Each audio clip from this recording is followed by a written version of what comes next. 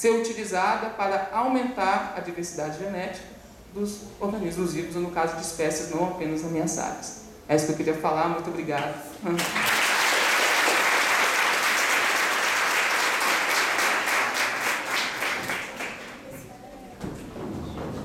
Deu certinho.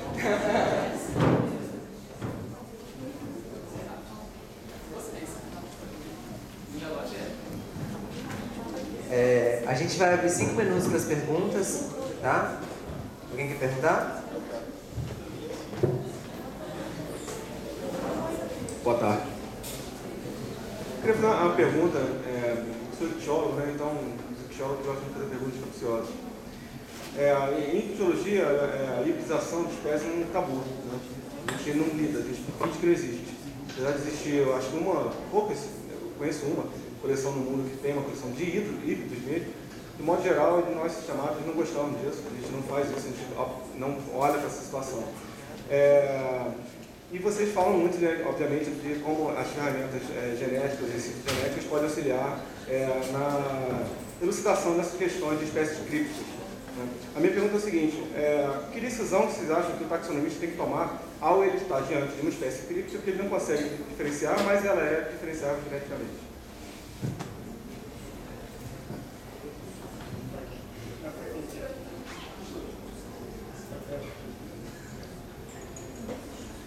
Bem,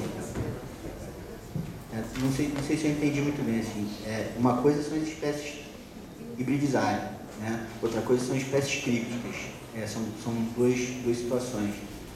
Eu acho que se você reconhece geneticamente, não é o que ele falou, assim, o Galo, o Ricardo Campos da Paz, ele sempre fala, ausência de evidência não é evidência de ausência. Então, você pode não ter encontrado um caractere morfológico, que não quer dizer que ela não tenha. O que é diferente de um híbrido, né? Um híbrido, muitas vezes a gente até consegue, hoje a gente sabe, por exemplo, do complexo Achanx bimacular do Alto Paraná e do Tocantins, teve aquela região ali do Piumir, a gente sabe que ali foi até um trabalho de citogenética, não sei se você participou, um grupo, exatamente, o grupo do Alto Paraná tem um determinado número de cromossomos, o grupo do São Francisco tem outro, e tem exatamente o número intermediário ali na região do Piumir. Só que, na verdade, o problema desse trabalho é que quem separou isso não marcou os indivíduos testemunho. Então, hoje se sabe que existem 3 formas, mas ninguém sabe quem é o híbrido do negócio. Então, eu acho que tem que voltar lá, coletar de novo, fazer de novo e ver quem são os híbridos. Então, não sei se eu respondi a tua pergunta, assim, são duas coisas. Acho que se você tem um impasse, você acha algum caractere molecular, você passa a procurar pelo caractere morfológico, para ver se você encontra alguma diferença morfológica. Mas eu não sei se é o caso de descrever uma espécie caso você não encontre um caractere morfológico. Eu tenho minhas dúvidas, não tenho uma posição fixa. Isso que o Fábio está falando é bem importante, que essa é a pergunta que a gente também se faz, né? Porque a questão a gente encontra cromossomos diferentes. Quando é um caso muito drástico, tipo esse de Engelmann ou de óbito, que chega a ser cromossomo sexual, ausência de cromossomo sexual, acho que isso dá uma segurança maior para a gente falar, isso aqui são coisas distintas mesmo.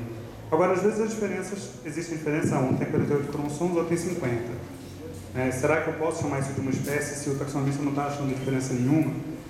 Eu acho que realmente é complicado a gente dar um nome para isso, até porque um teste que o pessoal se cobra muito, deveria fazer o teste de hibridação em cativeiro, para tentar separar a espécie daquele ponto de vista do conceito biológico.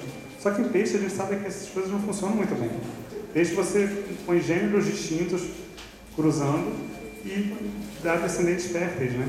Parece que a grande barreira dos peixes não chega a ser uma barreira pós-gótica. Por quê? Faz sentido. São espécies que evoluíram em bacias diferentes muitas vezes. Qual seria a necessidade, se é que tem que ter alguma necessidade, mas de evoluir uma barreira reprodutiva se eles já não se encontram? Então, em situações artificiais como essas de represamento ou desvio de rio, você tem espécies distintas que hibridizam, porque ela não teve nenhuma pressão seletiva para estabelecer uma barreira reprodutiva efetiva, porque a barreira reprodutiva já era estabelecida pela diferença geográfica. Né? Então, acho que essa é uma questão que fica difícil da gente testar. Agora, uma coisa que eu acho importante voltando para a conservação, para a biodiversidade, talvez não precise dar um nome, mas a gente entender que aquilo é uma unidade evolutiva diferenciada.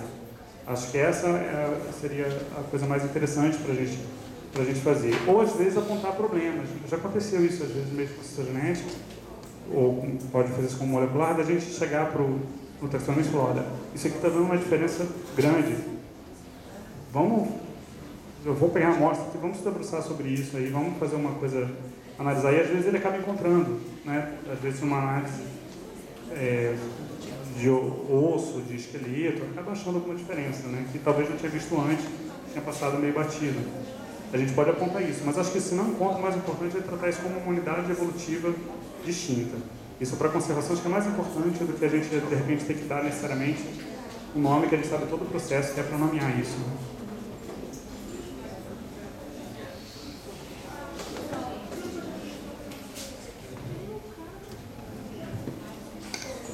Mais alguma pergunta, gente? 1 minuto, Ronaldo.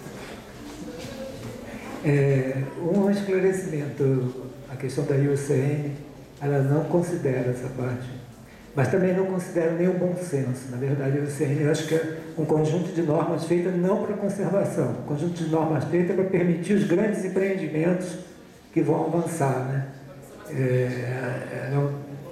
A gente isso aí dá um espaço muito grande para discussão, né? Só queria uma curiosidade, com a Rândia vocês já trabalharam também com cromossomo? Deve ser um caos.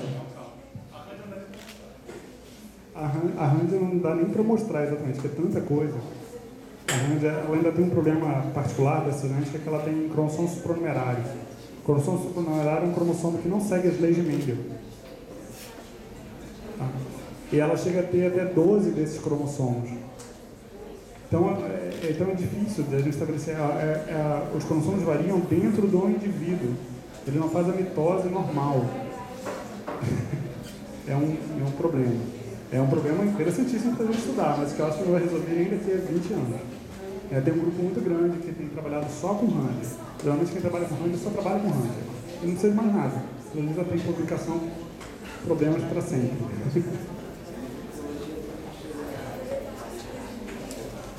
Pronto?